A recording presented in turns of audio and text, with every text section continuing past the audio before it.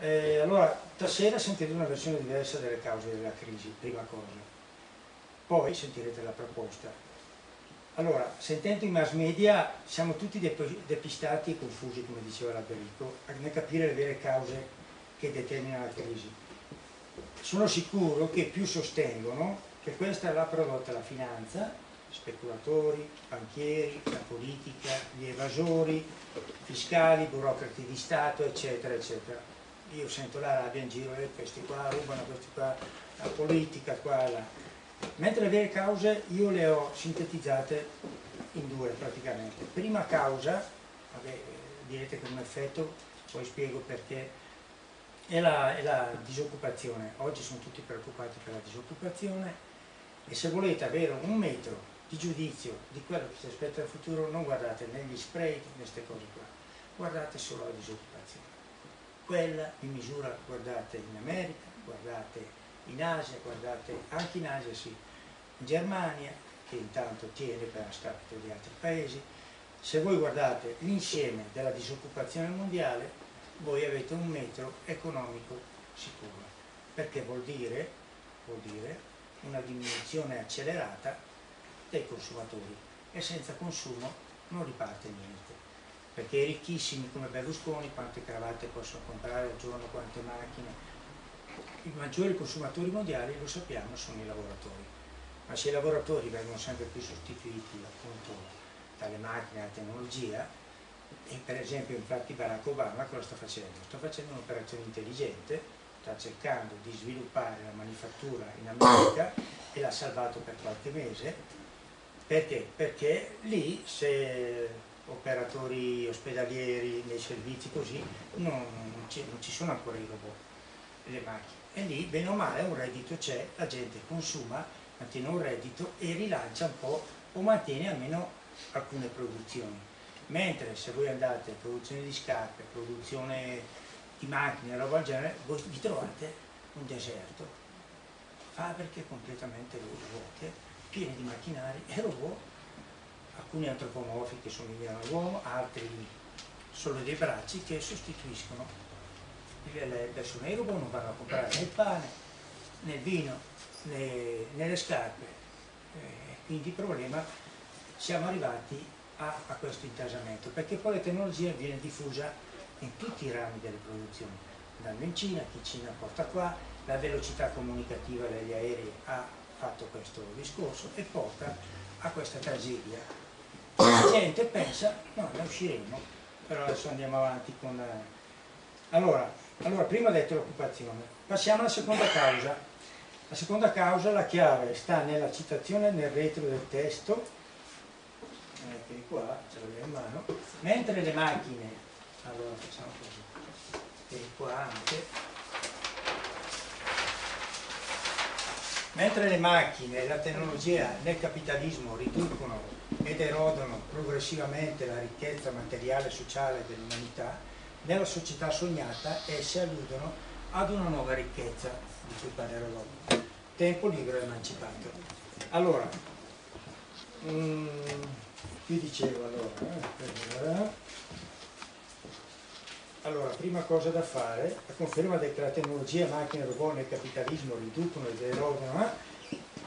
Ho dato un ritaglio che giustamente Alberico mi ha criticato perché è troppo piccolo, di un reportage di Maurizio Ricci di Repubblica, quindi non lo scrivo io, però confermano le mie tesi.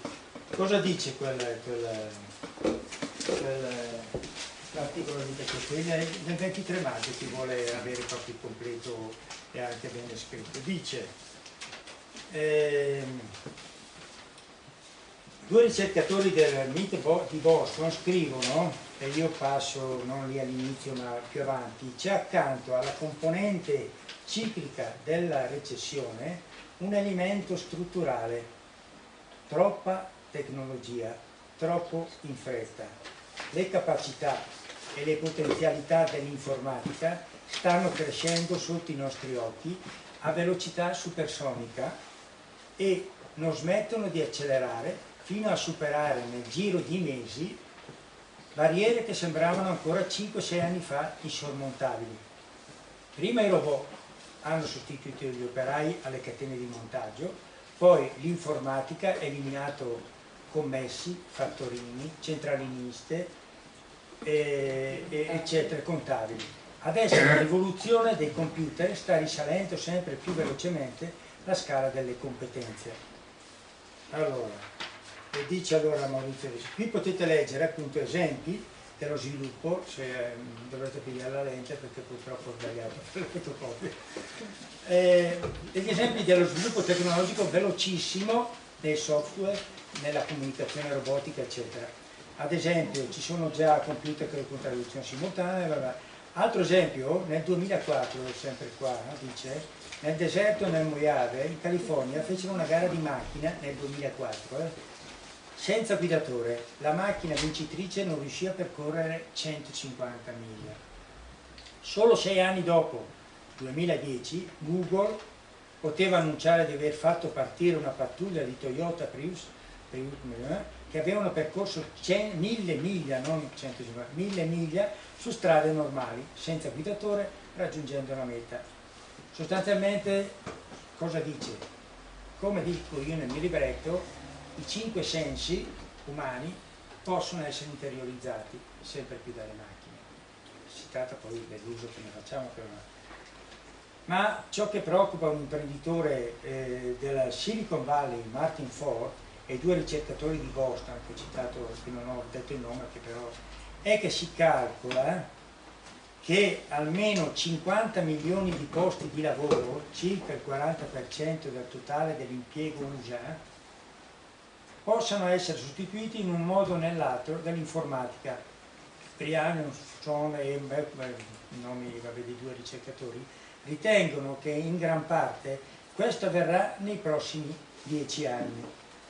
Allora, poi Maurizio Ricci, che è l'autore dell'articolo, scrive che non è la prima volta che la tecnologia, lo sappiamo nella storia, crea questi problemi.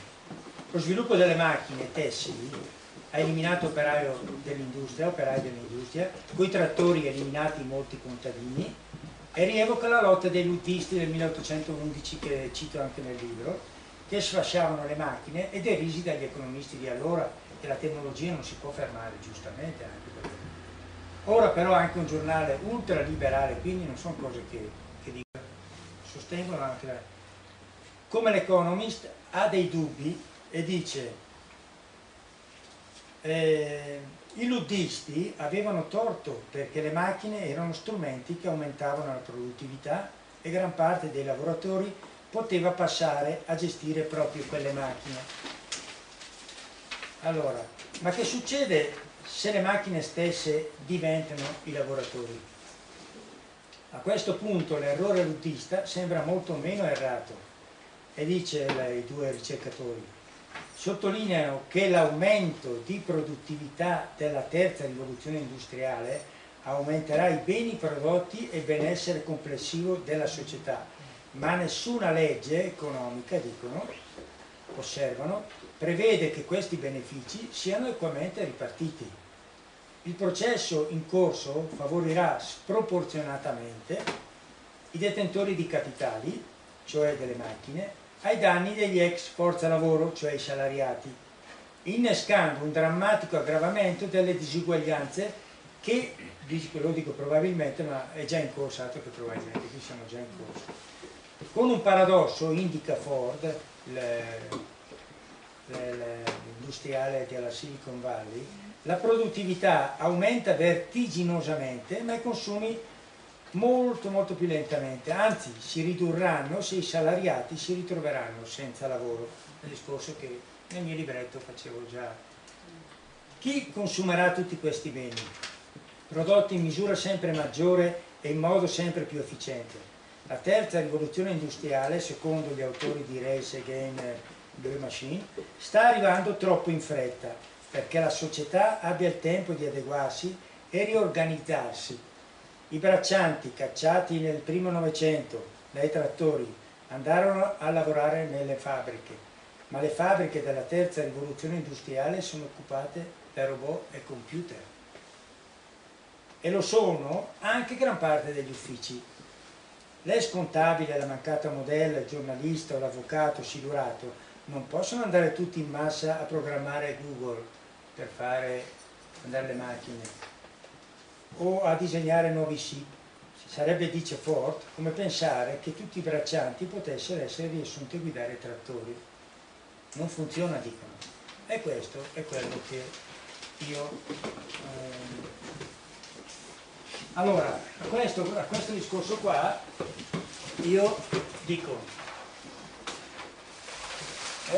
passiamo alla formula che quasi nessuno ha capito, che è difficile spiegare, io ho provato ma faccio fatica.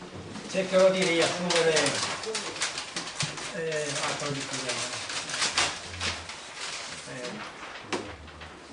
la formula che ho messo sul libretto, che poi ho rielaborato, ho cercato di renderla semplice, perché studiando i Grundrisse di Karl Marx, che erano i suoi appunti, scritti nel 1856, chissà come l'ha vissuta male, di pensare alle macchine, costruire le macchine, invece di adeguare.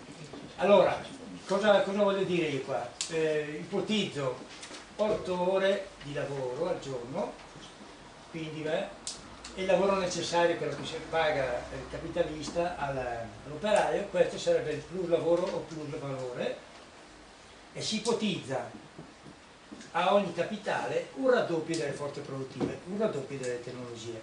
Cosa succede? Succede che il lavoro umano si dimezza, 3 ore, 2 ore, 1 ora e 5. E il plus valore totale assoluto, se vedete, 4, 5, 5, 6, 6 e 5 aumenta. Mentre il plus valore relativo è uguale al dimezzamento del... Che succede? Succede che il lavoro necessario, il lavoro umano, tende a zero. E noi la tragedia è che stiamo vivendo. E il plus valore relativo fa sempre più fatica a farlo. È vero, voi direte, ma però il plus valore assoluto, come diceva l'amica Enzo, dice, ma questo però aumenta. Sì, aumenta, però il discorso è che praticamente aumentando con le macchine, eliminando questi, succede che la tendenza del capitale è ad appropriarsi dell'intera giornata e quindi praticamente trovarsi con un sacco di macchinari e con niente. Praticamente non riesce più a... perché dovete sapere una cosa, che non esiste capitale senza lavoro vivo, perché non è le macchine che è plus valore, chi costruisce le macchine sono i lavoratori che costruiscono le macchine, che costruiscono le merci, che capitale esiste.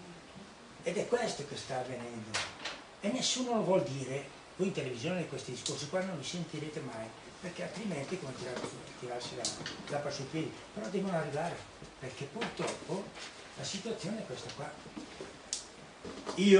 Molti mi hanno detto, io non ho fretta, io ho parlato a qualcun altro e ho detto, il tempo, ma a me non me ne frega niente, avere ragione. Il problema è che non siamo preparati a un salto di mentalità epocale, che poi appunto... allora, significa, allora tornando al discorso del raddoppio delle forze produttive, che quando ci dicono che dobbiamo sviluppare capacità tecnologiche di ricerca di base ed applicata, andiamo più velocemente verso la fine del capitalismo. Fino a tempo fa, quando Prodi confutava a Berlusconi che le clientele, i rallentamenti, i nepotismi, roba genere, Prodi diceva qui la meritocrazia deve andare avanti e se riusciamo a sviluppare questa ci salviamo dalla crisi.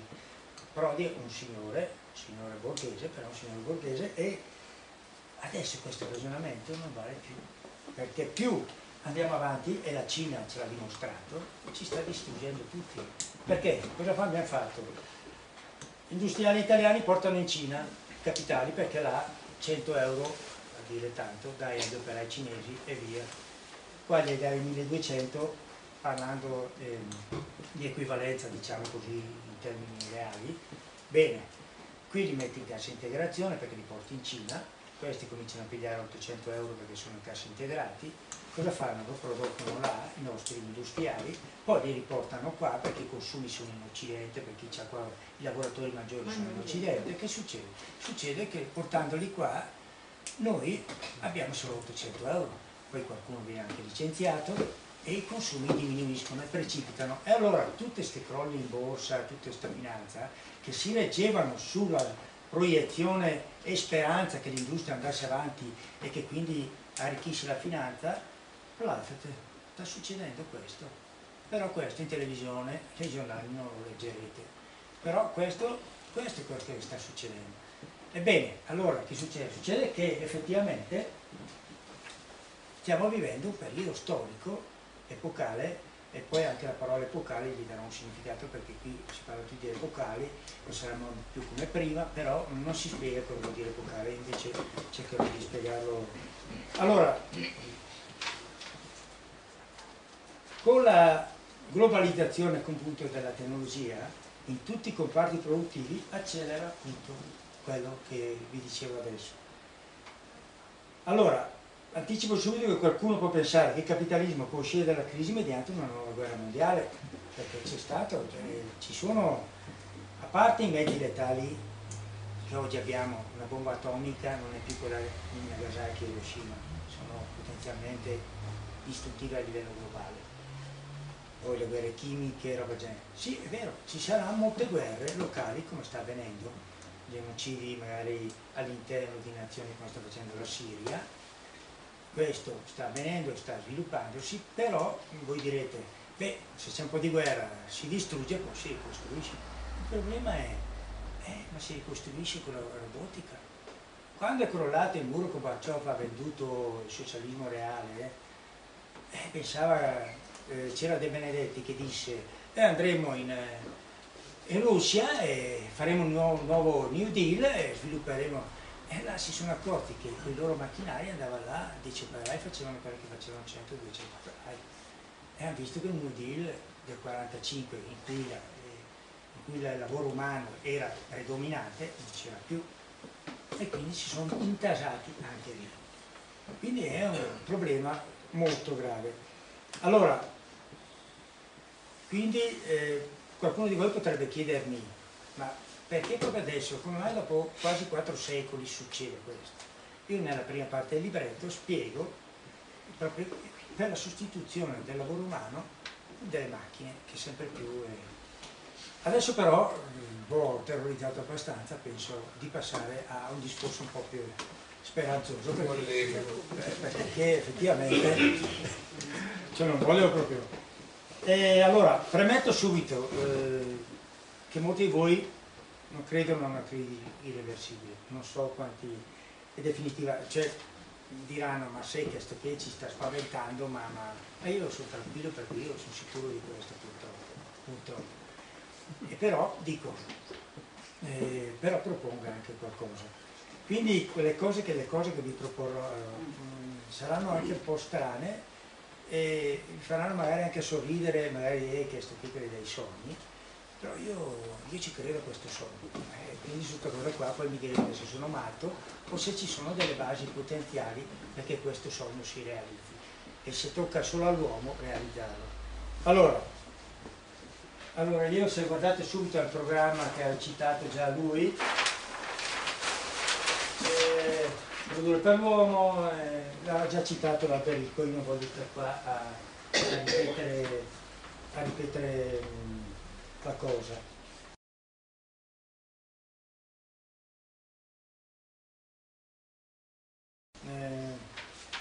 Allora com'è? La ricchezza, però al sesto punto, se notate, la ricchezza deve essere misurata non più dal tempo di lavoro umano, ma misurata dal tempo libero creato appunto dalla tecnologia, macchine e robot. Che vuol dire? Vuol dire sognare che intelligenze tecnologiche ce ne sono all'infinito, abbiamo un sacco di ricercatori che adesso licenziano, e abbiamo tutte queste potenzialità qua. Si riuscirà a fare questo? È un sogno. Io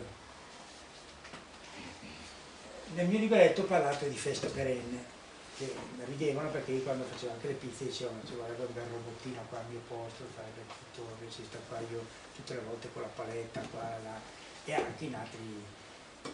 E io l'ho messo lì perché effettivamente dopo millenni in cui la ricchezza è stata misurata dalle cose che costruivamo, al di là delle prepotenze militari che si appropriavano delle ricchezze altrui con le guerre, però la ricchezza è stata, se voi notate, è stata misurata dal tempo che ci tenete a fare una cosa, e non ha, quella è la reale misura. Poi se qualcuno si appropria del lavoro altrui, quello è un altro discorso, ma la ricchezza è stata...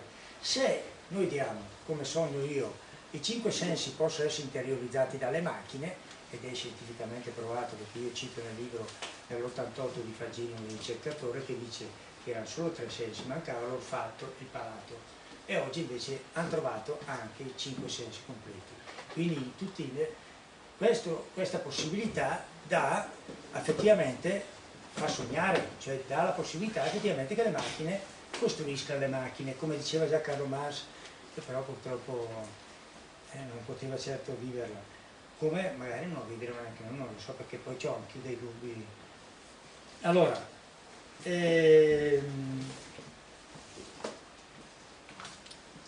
ecco, io già lì poi ho citato, sognando, però non lo tiro fuori, se no la faccio troppo lunga, sognando che per esempio allora si può, perché a me l'hanno detto molti, anche gente di sinistra, ma che faremo senza lavoro? Cioè, ci annoieremo.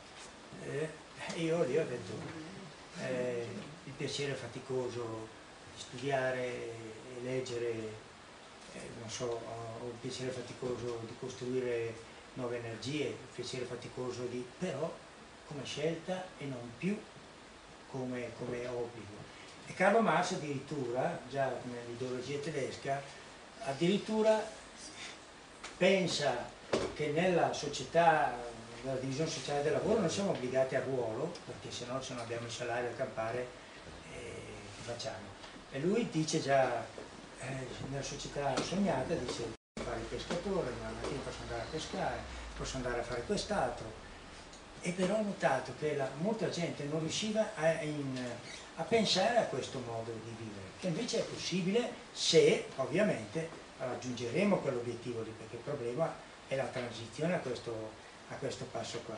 Vabbè, quindi io però propongo nel mio libretto, e soprattutto lì nel nuovo saggio che troverete, io propongo l'iniziazione dell'uscita dal modo di produrre capitalista. E adesso qui veniamo al nodo concreto, perché sennò belle parole, però vabbè. Questo perché? Perché ci verrà imposto dalla crisi, perché dall'altra parte il discorso fatto prima c'è, resta, è inutile, non ci si scappa di qua. Allora, se io sto qui a sognare, come diceva Carlo Marx, il comunismo è barbarie, non il comunismo che abbiamo conosciuti, che sono stati una cosa molto triste, vabbè, con tutte le cose positive o meno, però sono fallite, insomma, non che le controssone. Allora, perché con la disoccupazione inarrestabile il problema verrà alla nocciolo e sarà l'interesse della maggioranza dell'umanità.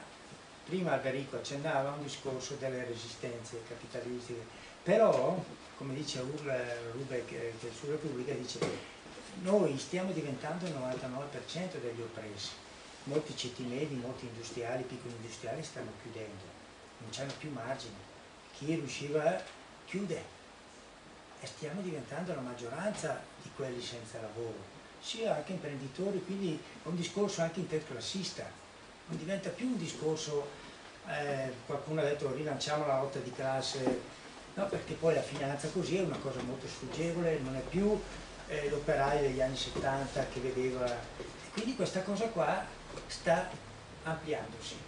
Io spero proprio anche in questo, però con tutte le intelligenze disoccupati, che ne facciamo questi laureati che hanno magari potenzialità enormi per uscire da questa crisi? Allora, qualcuno come Attali, quello che è il consigliere economico di Sarkozy, diceva torneremo al Medioevo. Non è vero, non è vero, c'è una gran balla. Perché? Provo a spiegarmi. Allora, 4, e qui veniamo al bello adesso, e poi finisco, poi ho finito, così poi lascio spazio a chi... 4 sono le autonomie su cui potremmo sognare.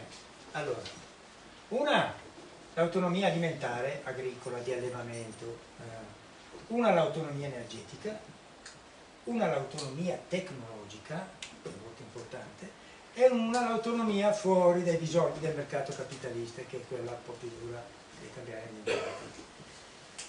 Allora, io ho fatto un esempio, infatti in contraddizione con il mio libretto, non cerchiamo di dire che non c'è, ma ho già pensato che ci sono già situazioni, e poi le citerò. Allora, cominciamo dall'autonomia agricola alimentare. Senza la sicurezza alimentare non si va da nessuna parte, non si ragiona, non si ha più la forza, il primo libro lo insegna i campi di concentramento, quando c'è la miseria c'è la brutalità, non c'è più umanità. La povertà, come diceva Dostoevsky, può essere dignitosa, ma la miseria è una cosa... Allora facciamo un esempio in valle. Non abbiamo l'allevamento e produzione di base in grado di sostentarci a partire dai bambini, latte e l'agricoltura, o trovare anche dei dietisti che sono capaci di dire quali sono le proteine base per dare da mangiare con le conoscenze che abbiamo. Non abbiamo la possibilità per dire, per immaginare un'autonomia di questo genere. Io penso di sì, però potremmo studiarci sopra. Facciamo l'autonomia energetica. Non dipendere dal petrolio, gas, significa non subire ricatti economici, perché è anche un controllo politico questa energia. Far funzionare macchine agricole, computer, cioè i più diversi metodi di produzione. Esempi. In valle ipotizziamo una probabile futura chiusura di distributori di gasolio e benzina perché i consumatori qua sono lasciati a casa, produttori, cioè voglio dire lavoratori non hanno più, e non so, Moratti e amici non riescono più, cioè non gliene frega più niente di portarci qua la benzina che facciamo? Andiamo ancora con la zappa o che cosa? E qui io dico, pensiamoci bene, ad esempio è possibile pensare di moltiplicare le centraline idroelettriche con l'acqua che abbiamo, con la creazione di energia eolica, in alcune zone ventose come Barzè, Studetto, il Bari, scambiandoci risorse di materiali di produzione con zone industriali dimesse, tutto ciò con conoscenze tecnologiche che conosciamo nei nuovi anche laureati. E addirittura mio cognato Paolo mi diceva stasera: Peppe, te pensi dare all'idroelettrico, ma guarda che io faccio il pescatore, c'è meno acqua, quindi c'è meno acqua. Vabbè, mi diceva, le biomasse con tutti i boschi sporchi che abbiamo, quindi là potremmo fare. E Paolo, che la fantasia la uno, piano, cioè io non è che io sto buttando lì degli input, io non sto pretendendo che voi condividiate, facciamo così, sarà un discorso che verrà a capo tra qualche anno, perché qui gli garantiti ancora unici sono ancora i pensionati. Speriamo che non arrivi come la Grecia, perché sennò poi dopo, poi voglio vedere le sicurezze, le ristrettezze, le chiusure mensili. Ma anche i pensionati sono alla fine del pallottoliere, perché la prossima generazione... Sì, ma guarda che la velocità della crisi è più veloce anche per... Io pensavo anch'io, ma tanto io sono ormai vecchio, quindi ce la faccio. No, non è più così, è velocissima la crisi. Io sono rimasto spiazzatissimo quando ho scritto il nuovo saggio 2012. Ho dovuto scrivere e ho detto, ma io sono stato ancora... Pensavo che loro avessero più capacità di rallentare, di allungare il brodo. Invece no, è velocissima e la paura sta aumentando. E io per questo che dico... Allora, io per esempio tornando all'autonomia energetica, penso a questo, penso a riconvertire energie eolica, far funzionare i trattori, e su questo, no, però passo a quella tecnologica, così poi spiego per esempio che è esistente già, no? Quindi non è mia solo fantasia. Passiamo all'autonomia tecnologica, che è legata a quella anche energetica, diciamo così. Significa trasporre il lavoro umano sempre più facile alle macchine e ai robot, anche se il lavoro umano esiste ancora, non dico, però abbastanza. Abbiamo laureati in fisica, chimica, tecnici, ricercatori, eccetera, futuri disoccupati, da coinvolgere con il loro sapere. Riconvertire per esempio sostanze tossiche. C'è quell'americano lì che era sul internazionale che spiega come fare codice genetico, diciamo, artificiale che può disinquinare i binari. Ci sono tecnologie che noi neanche ci immaginiamo che ci possono fare veramente sognare. Il problema è che già esiste nel Kansas City, e lo metto su nel saggio 2012, un esempio, si chiama adesso non mi ricordo più il nome, e cosa ha fatto lui? 200 persone, ha creato una specie di isola, autonomia energetica, autonomia alimentare, autonomia, usano i laser stampanti, hanno la tecnologia con le comodità e tendono a fare un discorso fuori dal capitalismo. Ha detto, noi ci proviamo fuori dal capitalismo, noi abbiamo, questo qua comprava trattori, non funzionavano perché si rompevano facilmente per farglieli comprare nuovi. Lui ha cominciato si chiama, allora, come si chiama? La filosofia di Jacob Boschi, sì, a testate come Make, diretta da Merck, cioè gente che li chiamano hacker, che costruiscono già le macchine per loro, biciclette, ma sono autonomi. Questi qua sono più avanti di me che le ciaculè, perché questi qui sono già avanti. Quindi non è mie fantasie, insomma mi sono dormito poco stanotte, no, è già una realtà. Il problema è solo l'inizio, ci sono ancora molte resistenze e passiamo autonomia fuori dai bisogni del mercato capitalista, che è la cosa più dolente, di cui anch'io mi preoccupo. Cioè, pensare a quel sogno che vi dicevo io, c'è molto scetticismo. Anch'io tante volte sono schizzato, facendo certi ragionamenti, ma detto cambia che tanto, poi dopo il giorno dopo via a ripensare, a dare prospettiva alla gente. E la mancanza di fiducia nell'uomo, e questa è la nota più dolente. Noi ci fidiamo poco degli altri, tutti corrono, io mi salvo, peccato, sì, mi spiace per lui, sì, magari gli manderò anche qualcosa a mangiare, però è vero, io poi ho letto i reportage in Grecia, netti che morivano fuori al freddo perché tagliati la pensione non c'era più da pagare. E quando leggete i reportage, leggeteli perché effettivamente rimanda a noi poi, cioè io di questo sono sicuro, a me non piace dirvelo, ma rimanda a noi. E allora sto con un punto che io dico, risorse giovani, io per fortuna c'è qualche giovane e credo che noi dobbiamo cominciare a dare degli input. Io non ho pretesa di dire, io non sono un nuovo messia, se è chiaro, io butto lì degli input e poi bisogna lavorare insieme, perché non si va da nessuna parte. Però io il nuovo saggio l'ho dedicato ai miei nipotini, proprio perché ho detto che io sono preoccupato e vedo che tendenzialmente andiamo sempre a peggiorare. Io capisco molti che dicono no, ma dai che qualcuno si risolverà la crisi. Con questo sistema, con la formula anche matematica, scientifica, si vede che andiamo verso il precipizio. Questione di tempo, quanto tempo ci salviamo? Io mi salvo perché ho la pensione, io mi salvo perché ho un lavoretto, o magari lavoro con la cooperativa, per quanto? Io vi faccio vedere la tendenza, però noi dobbiamo cominciare a pensare a queste quattro autonomie e poi spero che aumentino insieme a voi. E è dura, molto dura, perché non vorrei che un domani, io sono preoccupato per le emozioni che, come ha dimostrato nelle ultime guerre mondiali e campi di concentramento, le emozioni negative, paura, invidia, quello sta bene ancora, invece che dire no, cerchiamo di... ho visto che la gente è diventata più cattiva, e più la paura sta generando non una soluzione, per dire, di cooperazione, ma sta producendo molta paura e cattiveria, invidia, e queste emozioni qua su cui io ho studiato già nel 93-94, se riuscirò pubblicherò anche se per quello diventa un mattone,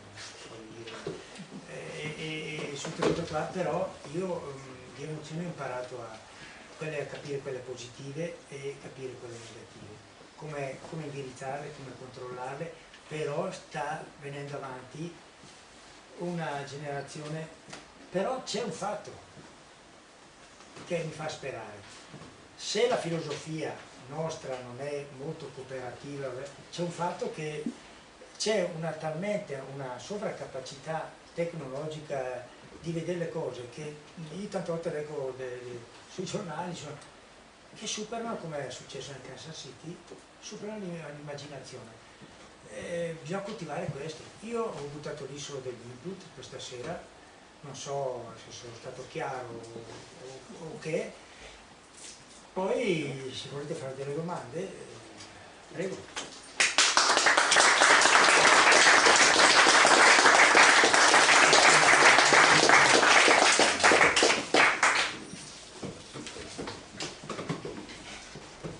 Ma forse la prima domanda che viene un po' naturale, cioè rispetto al fatto di una società che si è spersonalizzata rispetto alla coesione sociale e si è ritrovata molto individualista, no?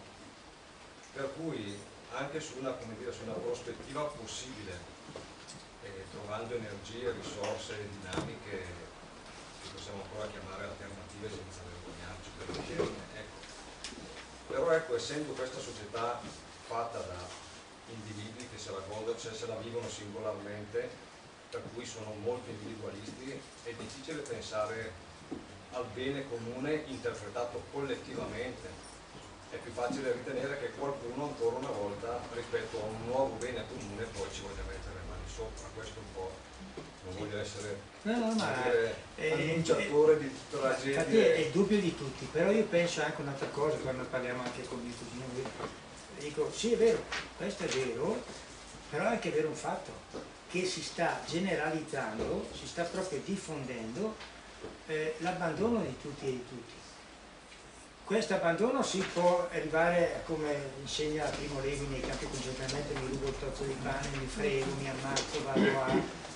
Però dall'altro se è una generalizzazione dell'umanità e c'è questa potenzialità qua, è una scommessa. Possiamo degenerare, come dici tu, o precipitare, come dire, qualcuno comincia, no, io comincio a costruire, mi trovo una comunità e qui ecco le associazioni di volontariato sincero possono già cominciare con intelligenza, non solo con generosità, con intelligenza a pensare a questo. Io nel mio saggio 2012 parlo di volontariato che comincia a ragionare anche competentemente con un discorso di cooperazione. Allora però io ho fatto una battuta, stiamo formando la polisportiva in valle e a uno di Collera ho detto dobbiamo tenerci stretti perché stiamo diminuendo come numero e dobbiamo tenerci stretti perché la crisi ci porterà anche a intervenire diversamente. Questo mi guarda e fa come? Sì, perché tra qualche anno dovremo aiutarci anche proprio su altre cose e quindi teniamoci, siccome siamo un buon gruppo, gente affidabile, gente... Vediamo non dico che è facile, perché, però su queste cose qua certi volontariati che sono di ostentazione muoiono e restano poi quelli che sono quelli reali. Io ci credo a questo, io almeno vivo bene nel mio piccolo perché aiuto, cioè faccio scuola calcio, faccio le mie cose, mi diverto, poi vedo quei bambini a me divertono un casino, ho anche due nipotini, però poi non dimentico che bisogna anche cominciare a sedimentare proprio competenza e generosità. E poi è una scommessa, poi vedremo, non lo so, io su questa sede qua, io vi ringrazio per la partecipazione anche perché io credo che questa cosa qua sarà registrata, metterò pian pianino, venga, perché vedo che Beppe Grillo, tutta gente anche radicali anche giustamente rispetto al potere, rispetto agli sprechi, faranno anche meglio, ma si gestiranno le briciole perché non ci sono più entrate, non c'è più lavoro. Se non c'è lavoro la gente non paga le tasse perché escono i soldi dallo Stato per pagare gli ammortizzatori sociali, non entrano soldi perché non c'è più lavoro, non c'è più crescita, che facciamo? E qui dovremo trovarci a... Comunque il tuo discorso è un punto di domanda, cioè è un'incognita. Cioè tu dici che avverrà per necessità? Sì, io penso più che per una convinzione, la povertà, però può essere pericoloso perché ci scanniamo per niente. Mentre se invece la cosa comincia già a dare degli input ora, a dire, cominciamo a vedere se questo che o questi qua del Kansas City sono matti, è possibile veramente moltiplicare. E dire, ma allora siamo matti, abbiamo una tecnologia, possiamo stare bene, possiamo vivere felici, certo la morte non la elimineremo per carità, però possiamo vivere senza oppressioni, perché con le macchine non c'è più oppressione, perché io non sfrutto più l'operaio, siamo uguali, perché anche i greci che erano grandi filosofi, però avevano i loro scheletri, come i tibetani, il Dalai Lama, lo scheletro, hanno tutti i loro... Invece lì, questa è l'epoca. Parlavo proprio di un salto epocale che non vi ho detto, ve lo dico subito velocemente. Io parlo di salto epocale perché dopo millenni cambiamo. I salti epocali io li riduco praticamente a società primitive. Cominciano a sviluppare gli strumenti. Quando l'uomo comincia a costruire gli strumenti e si rende un dio, non parla ancora, però costruendo gli strumenti non pensa stimolo, risposta, stimolo e vado a cacciare la preda. Stimolo, penso, costruire lo strumento, formo una forma di astrazione diversa e divento intelligente sopra gli altri animali, perché gli altri animali non sono intelligenti ma non come l'uomo. L'uomo è l'unico che ha coscienza perché ha questa capacità di costruire gli strumenti. Noi voliamo senza ali, come cantava Tenco, saltare 100 anni in un giorno solo, cioè effettivamente noi abbiamo queste capacità che questo è un salto epocale. Il secondo salto epocale, dopo i raccoglitori, i cacciatori, società primitive che chiamate cooperative comunistiche, anche se con la loro ignoranza, con i loro sacrifici, roba genere, noi passiamo alla stanzialità e lì nasce, circa 10.000 anni fa, chi sa un po' di antropologia, 10.000 anni fa nascono le stanzialità, scoprono le sementi, scoprono la sicurezza dell'alimento e cominciano, però con la stanzialità nasce la proprietà privata, quindi non è che siamo sempre stati così. Nasce la stanzialità, nasce allora la monogamia, lo lascio dietro a mio figlio, a mia moglie, e nasce l'appezzamento di terreno, ovviamente convivendo con le società raccoglitori e cacciatori che ci sono tuttora, i Masai, i Toshimani, ci sono ancora anche oggi, anche se il capitale non mi interessa sfruttare. Bene, questo è il secondo salto epocale. Poi da qui arriviamo pian pianino alle famiglie, alle tribù, gli stati e il Medioevo. Dal Medioevo passiamo al capitalismo. Ecco, il capitalismo, come diceva Carlo Marx, è stato produttivo, è stato necessario, nonostante i genocidi che ha fatto, perché ha accelerato in pochi secoli, praticamente nel 1600 con le corporazioni fiorentine così, poi il capitalismo nasce a Londra, in Inghilterra, e arriviamo al capitalismo in cui la sua capacità produttiva collassa, e lui lo dice, che non è più produttivo, cioè produttivo di miseria. Arriviamo a questo salto epocale, è il salto che dico io, che dice Marx, addirittura quando le macchine costruiranno le macchine, la mia ideologia tedesca era geniale, non mia proprio, io sono solo un epigone, quindi non sono... Però, ecco, voglio dire, è questo. E addirittura nel mio saggio, io che ho fatto la lotta armata, quindi sono anche datato e mi possono considerare ancora violento, io sostengo, anche in una video intervista, e non per opportunismo perché sto diventando vecchio, sostengo che gli attentati che sta facendo, appunto, che hanno fatto all'Ansaldo, così, non servono più per un semplice motivo. Il capitalismo si sta sfacendo da solo. Noi dobbiamo proporre, dobbiamo costruire e difendere quello che costruiamo. E quindi io non nego la violenza di difesa. Come diceva anche il Cardinal Martini, diceva, una guerra santa, una guerra giusta, è anche giusto sostenerla, però che sia una guerra giusta di difesa, non di aggressione. La differenza è questa, e certe ipocrisie bisogna anche toglierle di torno, e io ecco su questo non posso dire che sono un ipocrita. Vabbè, ecco, su questo discorso qua che io, ecco, il salto epocale, dopo millenni che abbiamo vissuto sulla ricchezza di cose, noi possiamo vivere una ricchezza diversa, riusciremo? Questo io... Beppe, buonasera, la mia domanda è questa. Io ho seguito con attenzione il tuo discorso e volevo chiederti qualcosa. Sono d'accordo, ti ho ascoltato con attenzione per quanto riguarda l'autonomia tecnologica, l'autonomia per quanto riguarda l'energia e tutto questo tipo di cose.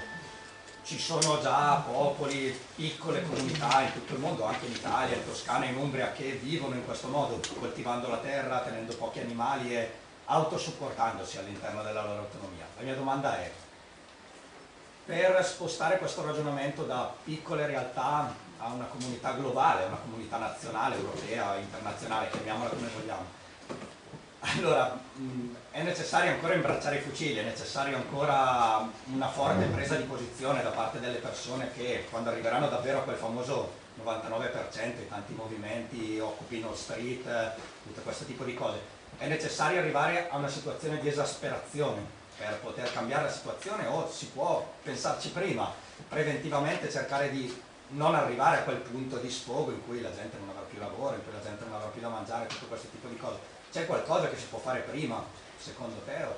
Siamo già a un punto di non ritorno? No, ti ringrazio della domanda, perché effettivamente è il dubbio che mi rode.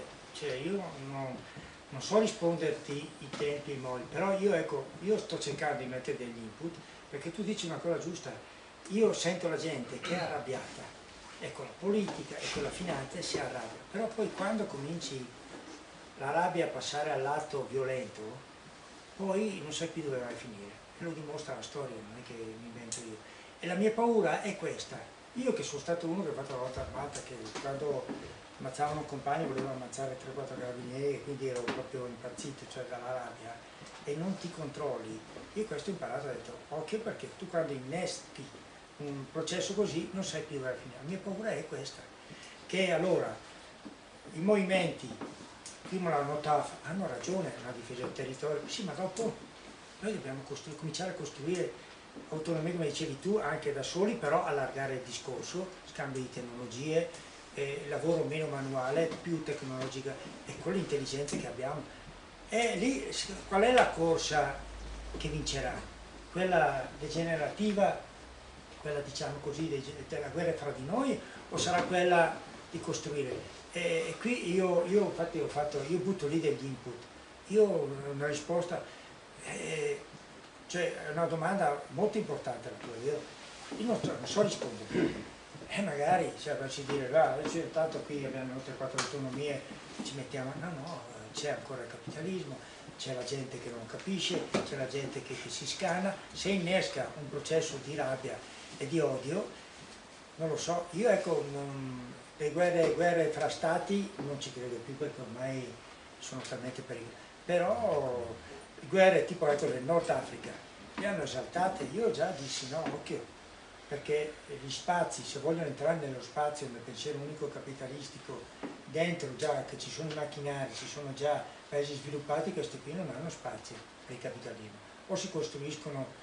entrate adesso, sono giù già che si scannano per lotte di potere, come dice Luca Caracciolo, che sì, è vero, ed è un discorso che bisogna iniziare. Io ho buttato lì, io non ho la pretesa, io però ecco su questa cosa qua l'ho vissuta bene anche col discorso del trapasso, io ho vissuto bene. Io non mi sono, io lo sapevo che arrivava, io pensavo fosse il 92 la crisi, invece poi capii che era solo locale, e invece poi nel 2008 ho detto qui, ho cominciato a scrivere economia, così io sono 18 anni che sono fuori ormai, ma hai scritto l'economia, se voi andate sul sito poesie, pedagogia, qua, là, di economia non scrivo niente. E inizio col libretto, ho detto qui siamo arrivati a qua.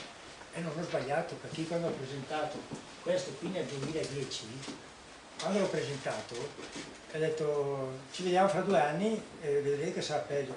Guardavo, ma insomma, peggio. E fra 2 anni sarà peggio ancora. Perché devo raccontare balle? Perché devo dire alla gente, guardate, no, state tranquilli. E dico, però allora a questo punto qua ragioniamo qua però.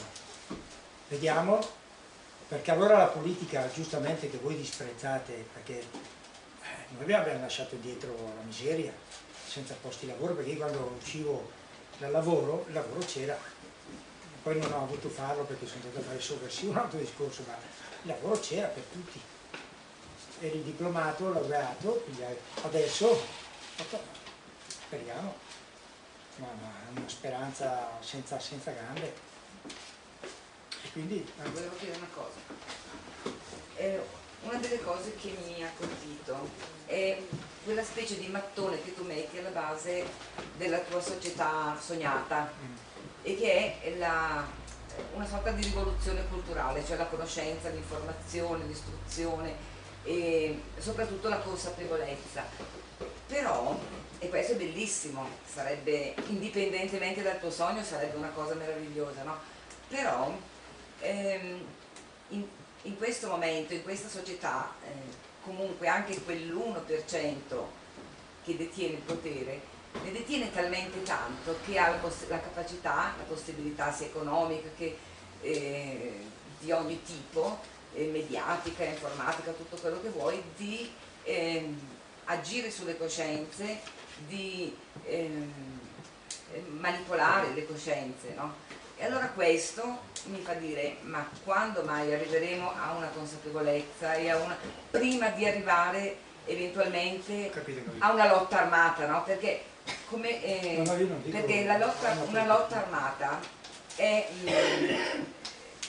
se ha alla base una competenza, una cultura, una formazione, può avere un senso. Ma se la lotta armata diventa solo la ribellione perché non hai il pane, la ribellione perché qualcuno è riuscito, ha preso qualcosa di più e tu hai qualcosa di meno, allora questo non mi piace più.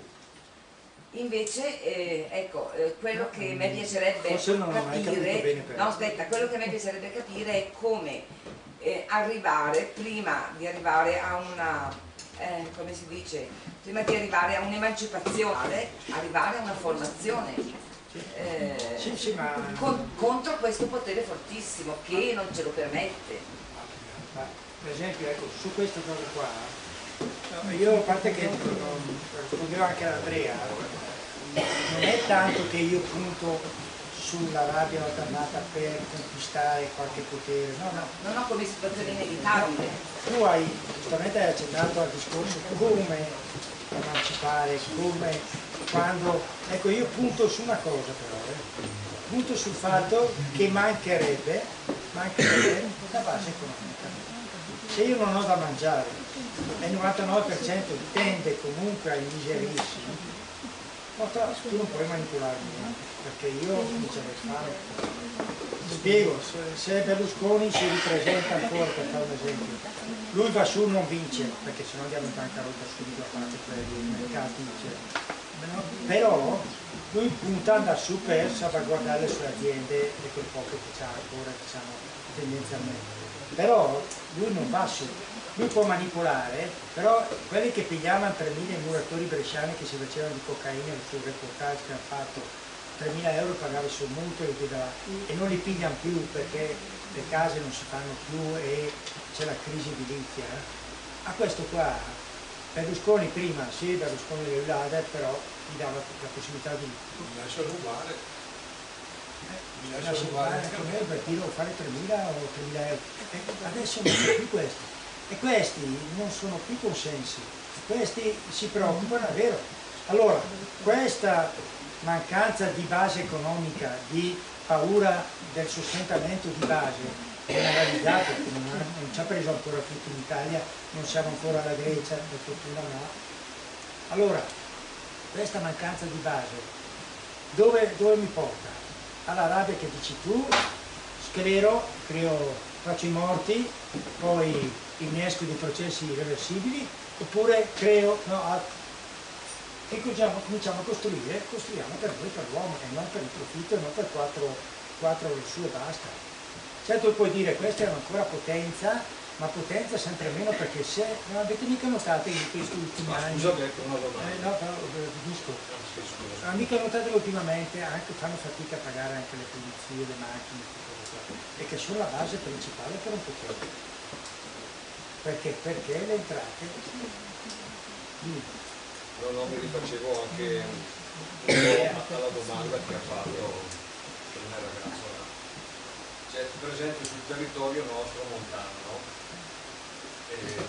Come pensare di riconvertire un consumatore assolutamente acritico, ma non dell'ultima ora, acritico negli ultimi decenni, ma si può riconvertirlo a un progetto per quanto abbia tutte le caratteristiche della razionalità proprio nel fondamento, a ricondurlo alla ragione, possibilità sia di avere davanti a sé ancora un una territorio che cooperazione. è ancora silvopastorale, perché per esempio nel vostro caso qui rispetto ad altre situazioni nelle valli vicine, insomma, mi sembra che la Val di Scalve si sia un pochino ancora contenuta, non ha avuto quell'esplosione di cementificazione o di disastro proprio ambientale che ha avuto per esempio la Val Camonica, che sta qua dietro, no? Sì, magari Però è comunque, diciamo che in linea di massima anche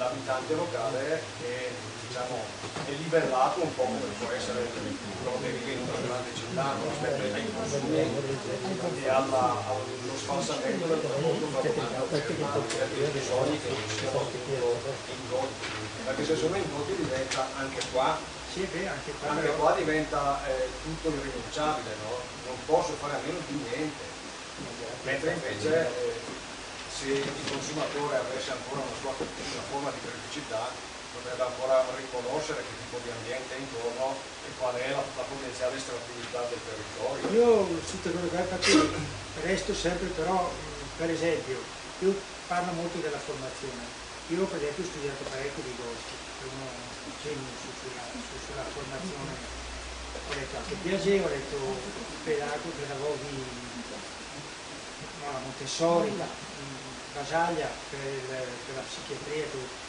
gente che comunque ha dato molto input e nella società borghese ha dato degli spirali veramente di luce e di vita.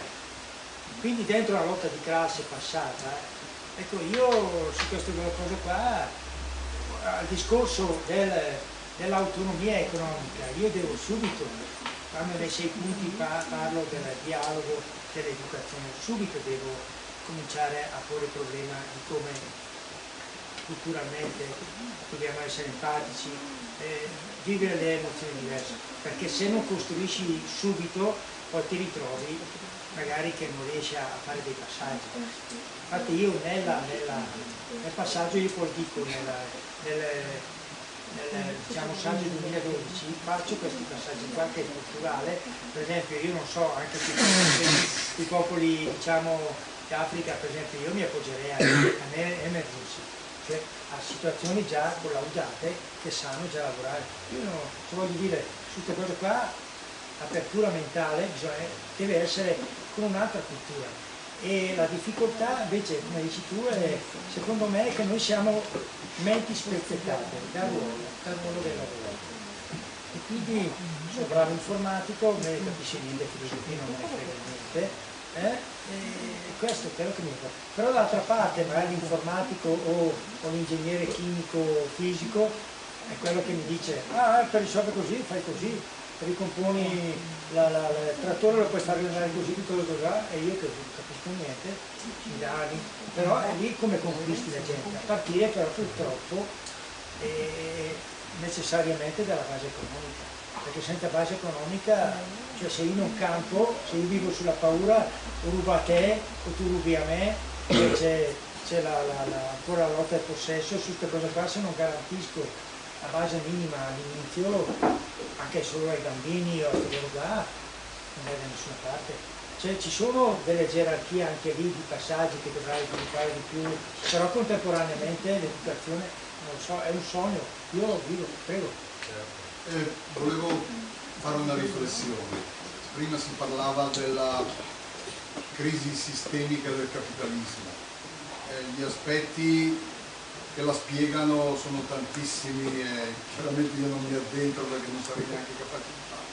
Però c'è un aspetto che direi abbastanza decifrabile, evidente, credo che anche l'uomo della strada più semplice sia in grado di leggerlo, ed è la velocità della produzione dei beni di consumo che ha superato i bisogni indotti. La macchina che produceva i bisogni indotti è stata superata dalla velocità dei beni di consumo, perché io ricordo fino a un po' di anni fa la moda, i modelli delle macchine avevano un tempo abbastanza per cui la società riusciva ad assorbirli e in qualche modo faceva quasi fatica a seguirli. Adesso i beni di consumo sono velocissimi e l'uomo non riesce neanche più, anche l'uomo più viziato, non riesce più a seguire la velocità di questa produzione, per cui il capitalismo è entrato in crisi. Sì, una sovracapacità produttiva e una mancanza di consumo corrispondente, perché le macchine sostituiscono. Perlomeno la società occidentale più avanzata non riesce più a seguirli. Sono d'accordo, no, sono d'accordo. E quando arriveremo alla saturazione è già in crisi il capitalismo, ma indubbiamente forse ci sono sacche di umanità in cui bene o male su un modello sbagliato si riproduce l'errore già fatto dall'Occidente. Ma io premetto che sono d'accordo sul fatto che quando nel 2010 ho letto quel libro mi era sembrato davvero un po' catastrofista, invece in realtà non lo era più tanto. Però io sono un inguaribile ottimista rispetto alla storia, lo premetto, perché invece leggo la storia dell'umanità, come tu hai giustamente richiamato, di modifiche epocali, ma anche di profondissime crisi. Ci sono state crisi straordinarie nella storia dell'umanità, per come le leggo io, le crisi hanno buttato tutto sottosopra e ciò che di buono c'era poi è stato passato a chi è venuto dopo quelle crisi. Quindi mi spiace che tocchi ai miei figli e che tocchi me, cioè, però è una crisi che secondo me nella mia lettura della parola crisi c'è sempre una visione di positività. Cioè la crisi è una feritoia, crino vuol dire aprire, no? E quindi aprire vuol dire che spacco tutto ma poi vado di là, e quindi questa è la premessa, cioè siamo sicuramente di fronte a un cataclisma di cui non abbiamo ancora chiare le condizioni generali e quali saranno gli esiti. Condivido il fatto che niente sarà più come prima, che non sarà più niente come prima per noi in primis, società occidentale, non sarà più niente come prima, mi auguro, anche per chi, che è la stragrande maggioranza dell'umanità, la crisi non sa neanche che cos'è, perché non ci ha mai avuto neanche un decimo di quello che abbiamo noi, per cui io mi auguro che da questa crisi si esca con un mondo più equo, più giusto e con le risorse meglio distribuite. Detto questo, sono anche convinta che quando si passa dopo rimangono le cose buone, e allora è giusto che gli uomini, mentre vivono la crisi, sperimentino dei modelli o dei pensieri o delle modalità sociali che forse possono essere il seme della speranza di quando è stato raso al suolo tutto. E allora a me non dispiace questa proposta, no? Anche se faccio molta fatica, io non sono della Val di Scalve, come voi sapete, io abito a Pero, a Milano fondamentalmente, e mi sembra che sia un modello per comunità piccole, cioè questo può funzionare dove non solo le relazioni economiche ma anche le relazioni umane sono abbastanza stabili e abbastanza note per poter funzionare. Quindi la domanda, pensavo fosse la domanda del ragazzo che non c'è più, che invece non era quella, come può funzionare un modello di questo tipo non in una società come la Val di Scalve, ma in una società come quella di Milano, dove io non conosco tutti quelli che abitano nel mio palazzo, punto primo. Questa è la prima domanda. La seconda domanda invece è ancora più... noi sicuramente abbiamo a disposizione enormi patrimoni tecnologici, ma soprattutto enormi patrimoni informatici, di conoscenza, di social network e comunque di comunicazione globale. Ecco. Faccio fatica a leggere dentro in questa cosa che secondo me non sarà toccata dalla crisi, perché, cioè, prendiamoci chiaro, cioè, tutte le società di telecomunicazione, di comunicazione Vodafone, T-Mobile, Mitel3, Fastweb, bla bla bla, ad oggi non hanno subito una virgola, cioè uno non mangia ma non rinuncia al fatto che può comunicare con tutti i suoi amici in social network in tempo reale, cioè, no, io stessa che sono anziana non lo faccio. Allora, questo modello dentro invece in questo nuovo contesto, assolutamente nuovo e anche un po' sconvolgente da tanti punti di vista, perché non lo conosciamo bene, non sappiamo dominarlo, perché questa è una vera rivoluzione epocale, questa, cioè la possibilità di accedere a tutte le informazioni del mondo e a tutte le persone del mondo con un sapere anche click. scegliere. La difficoltà. Ultima cosa che dico, allora io non voglio sentire, cioè secondo me la questione della ribellione, del fatto che la gente si incazza, del fatto che si è incazzata in modo più organizzato o meno organizzato, che c'è stata la lotta armata o non c'è stata, che oggi la gente se lo fa senza un'ideologia e quindi sarebbe meglio che proprio se ne astenesse, perché almeno un minimo di ideologia ti salva quando poi ti trovi nei guai. Io credo invece molto nel potere dell'educazione, però l'educazione ha un limite enorme, e cioè fa i conti con una potenza di una società che va nella...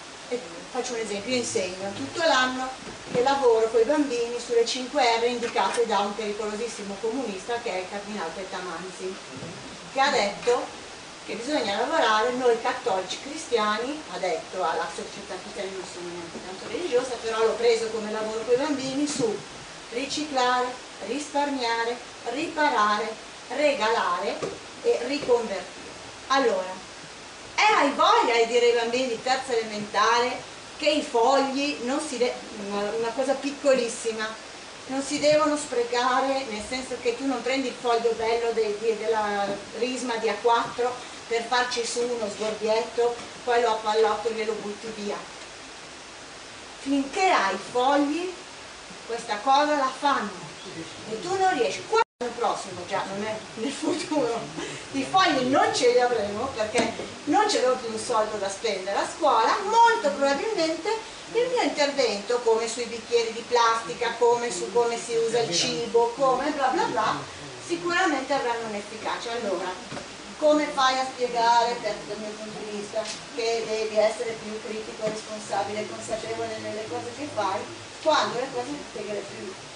Perché finché ce le hai, le usi, è nella nostra Sì, ma infatti, poi non ce le ho più. allora io cerco di provare a risponderti dalle mie idee. Cioè, rispetto al primo passo, infatti ho titolato Non cerchiamo l'isola che non c'è.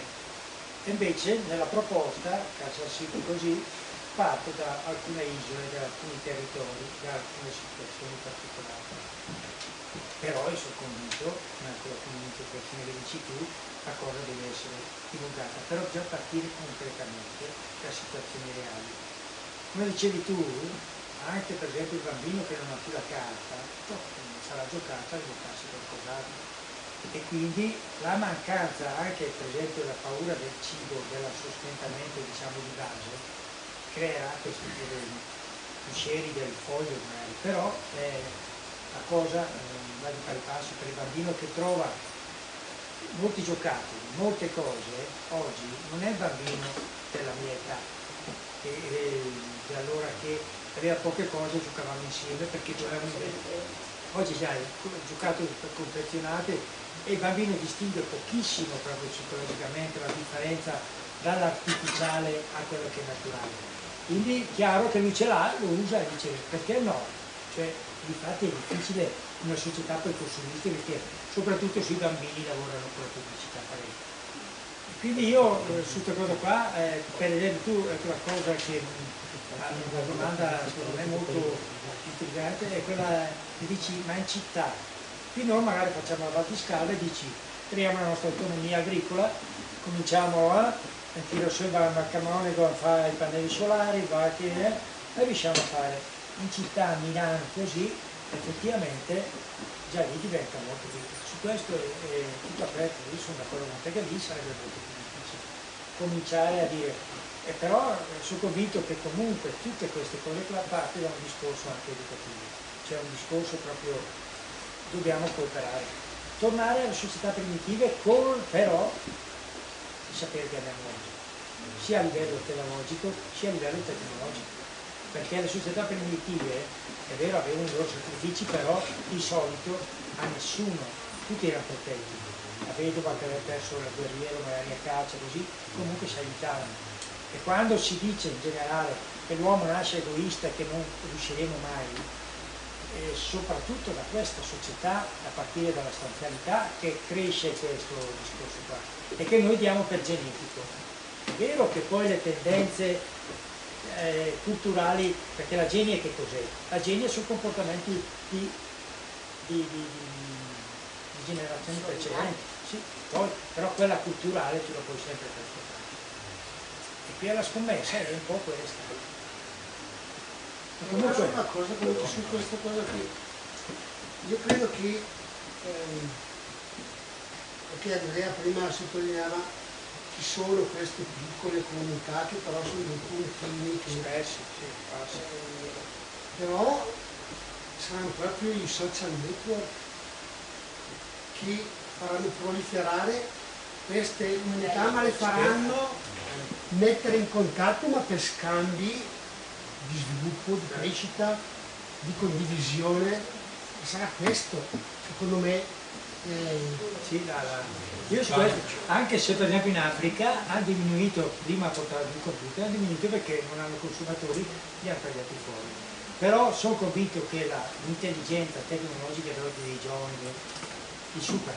Hanno dimostrato anche nelle rivoluzioni laggiù, con satellitare sono riusciti a riprendere i genocidi che facevano in Egitto e anche in Siria. Ormai è vero, la tecnologia è lì il bello, cioè per fortuna abbiamo menti ormai tecnologiche che superano anche i controlli. Io spero anche in questo, spero la divulgazione, cioè io per la pubblicità per il bene, bisogna farla, bisogna triarla da smettere. Io tante volte io non sono ambizioso, ecco il mio difetto, non sono ambizioso, con mio fratello mi dice ma io sono piuttosto, stasera ho fatto uno sforzo, ma non perché avessi paura, non mi va di mettermi in terra. Devi farne ancora allora, devi farne ancora un po'. Sì, dovrò anche imparare se è necessario, se me lo chiedono, io volentieri.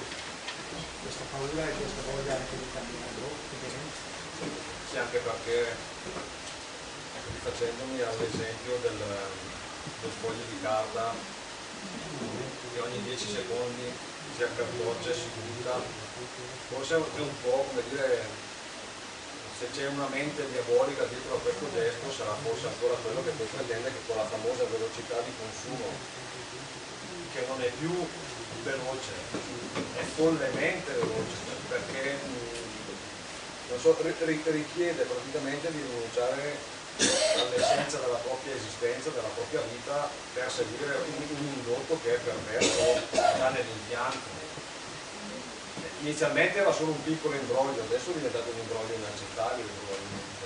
E che loro poi si tratta che loro vorrebbero farti cambiare sempre le macchine, gli oggetti, i telefonini, gli aggiornamenti, sempre, solo che adesso la gente non bisogna avere un momento, ti lascio durare ancora un po', però ti attirano, però poi anche lì uno è vero magari spende di più su questo che rinunciando magari a cose più essenziali. E a parte che io non vorrei che un bimbo buttasse via i fogli solo perché ce li ha e poi non li buttasse più perché non ne ha più. Io vorrei che il bimbo capisse subito con un'adeguata educazione che quel foglio ha un valore anche se ce ne hai 10. È meraviglioso.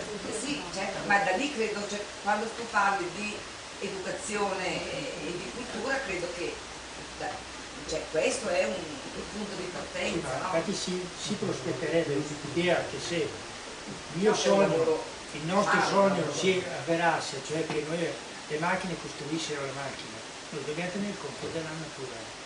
Cioè non è che allora sì abbiamo intelligenza biologica, abbiamo intelligenza fisica, però noi dobbiamo far sì che la natura si riproduca. E io nel mio programma lo dico, cioè sì dominare la natura ma non deturparla. E perché con le macchine, con il sapere che abbiamo, dobbiamo convivere. Oggi ricordate quando le conquiste dei Fuligiani, i genocidi che avevano i Fuligiani, adesso hanno là i terreni su cui hai fatto i genocidi che sono desertificati perché sono andati giù con la chimica di dei metri e sono lì fermi. Hanno fatto massacri di zombie e indiani, adesso lì dei terreni là. La logica capitalista.